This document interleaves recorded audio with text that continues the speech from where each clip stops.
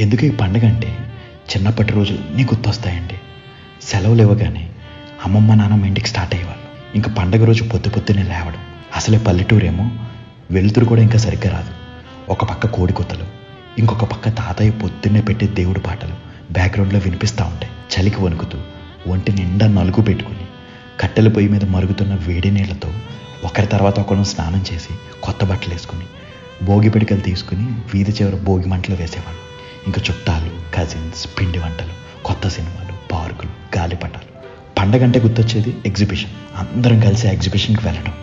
Giant wheel, ship, ring వేస్తే మనకు వచ్చే బొమ్మలు లేదా సోపు డబ్బాలు, అక్కడ దొరికే పెద్ద పెద్ద అప్పడాలు, మిరపకాయ బజ్జీలు ఒక అద్భుతంగా అనిపించేది అప్పట్లో మనకు.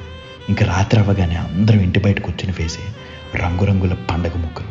ఇంకో పక్క చలికి మంట వేసుకుని ఆ మంట చుట్టూ కూర్చుని కబుర్లు చెప్పుకోవడం. పండగ అయిపోయే టైంకి రథం ముగ్గు వేయడం. పండగ 4-5 రోజులు అసలు ఎలా గడిచిపోయేదో కూడా తెలిసేది కాదు. పండగ అయిపోయి ఇంటికి వెళ్తుంటే బాధ ఒకవైపు, స్కూల్ స్టార్ట్ అవ్వగానే ప్రోగ్రెస్ కార్డు ఇస్తారన్న భయం ఒకవైపు. ఇప్పుడు పండగ అంటే ఎంజాయ్ చేస్తాను కాదనట్లేదు, కానీ అప్పటి పండగ రోజుల్లో రేపటి గురించి ఆలోచన లేదు. ఇప్పుడు 1,00,000 టెన్షన్స్ మధ్య పండగ అలా వచ్చి ఇలా వెళ్ళిపోతుంది అంతే. ఏం చేయలేం. సర్లేండి, అందరికీ సంక్రాంతి శుభాకాంక్షలు. ఉంటా అండి. ఇట్లు మీరాలంగా.